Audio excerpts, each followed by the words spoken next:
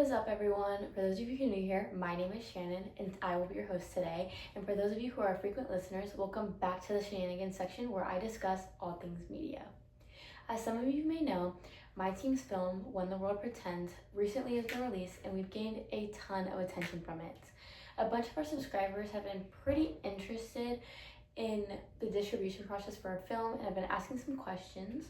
But before I dive into the details, if you still haven't watched our film and are curious, click the link in the description below, which will bring you to our website where you can watch our film and even pick up some merchandise. Now, let's get into the video.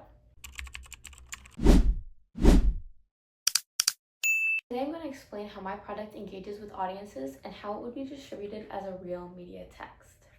Our film, When the World Pretends, blends elements of genres of coming of age, psychological thriller, and drama, which is inspired by movies like The Perks of Being a Wallflower, Turtles All the Way Down, and even Joker.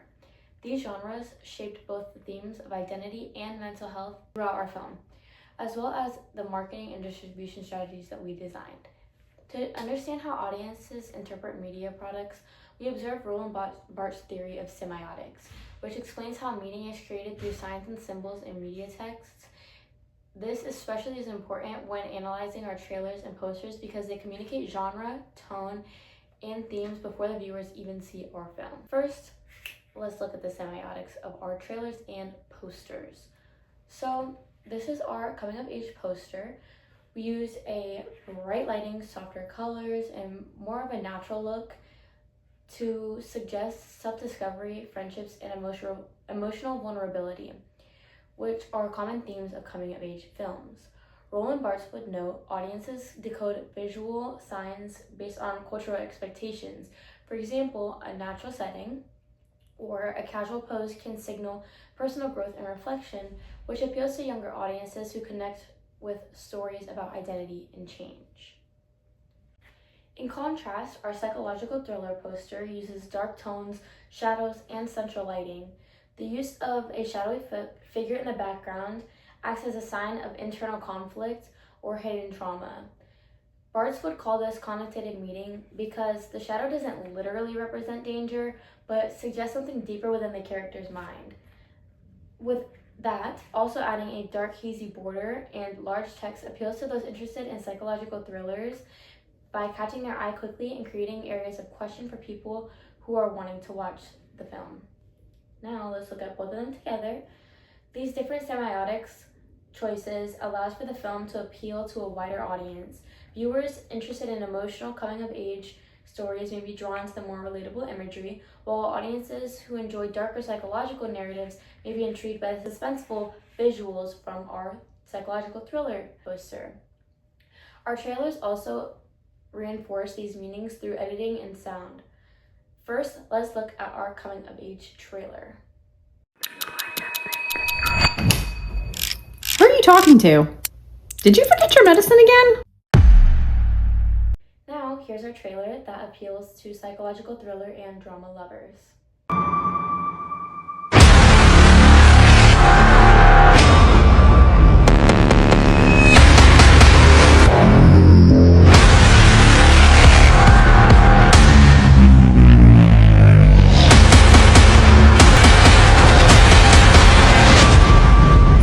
As you can see from both trailers, emotional dialogue and key parts of a teenager's life highlight the coming-of-age themes within the first trailer, while sudden cuts, intense music, and moments of silence hint psychological tension within our second trailer. This combination in our trailers helps the film attract audiences who enjoy a layered storytelling rather than a single genre experience. Now, let's get into our distribution process. The first step in our distribution strategy would be film festivals for sure. Festivals are important because they help independent films build attention and industry connections. Festivals like Sundance, Toronto International Film Festival, and even local festivals like the Fort Myers Film Festival often highlight films that explore social issues or unique storytelling, which aligns with our film's themes of mental health and adolescent identity. After building attention at festivals, our ideal studio partner would be Amazon, which is a part of the modern Big Six distribution landscape and has become known for supporting creative and character-driven films. Amazon has successfully distributed character-driven psychological dramas such as Saltburn, You Were Never Really Here, and Manchester by the Sea, which can all be seen right here.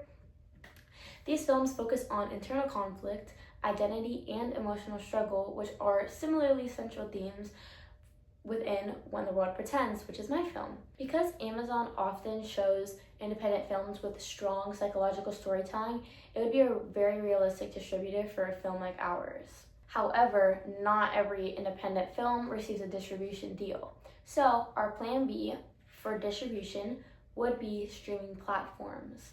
Streaming services like Tubi and Peacock allow for films to reach global audiences quickly with being free to all people. Psychological and coming of age series often perform very well on these streaming platforms because viewers can discover them through recommendations on their algorithm or even word of mouth online. Our primary distribution wouldn't be possible without our sponsor, FilmHub, which also happens to be the sponsor of this video. FilmHub is a digital distribution platform that helps independent filmmakers place their films on major streaming platform services without the need of a traditional studio deal.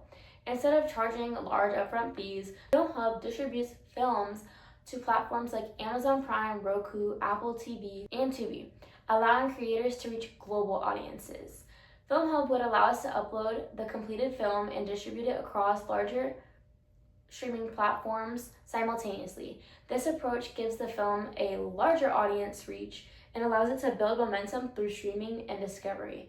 Click the link in the description to find out more about our partners, FilmHub. Now let's get back to the video. Distribution alone isn't enough for a film to succeed, so we also developed a marketing strategy that focuses on audience engagement. Media theorist David Gauntlet explains that modern audiences use media to construct and express their identities. This means successful media products allow audiences to feel personally connected to the stories or message.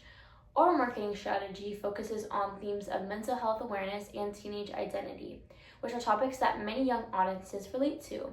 Through social media platforms like TikTok, Instagram, YouTube, we will be able to share the behind the scenes, character content, insights, and short clips from the film.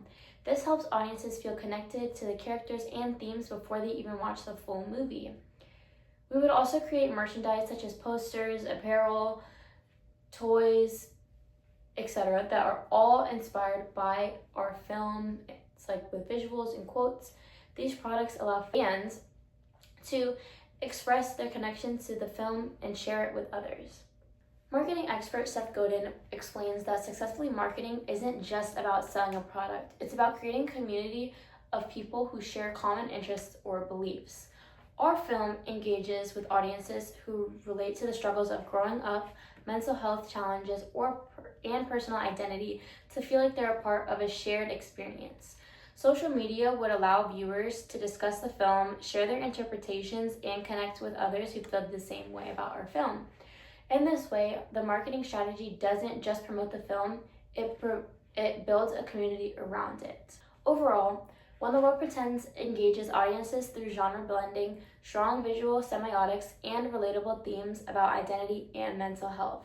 If you enjoyed this breakdown, make sure you like this video and subscribe with post notifications on so you can be notified every time I post a new video. Feel free to leave a comment on what you'd like to see in the next week's video, and see you next time. Bye!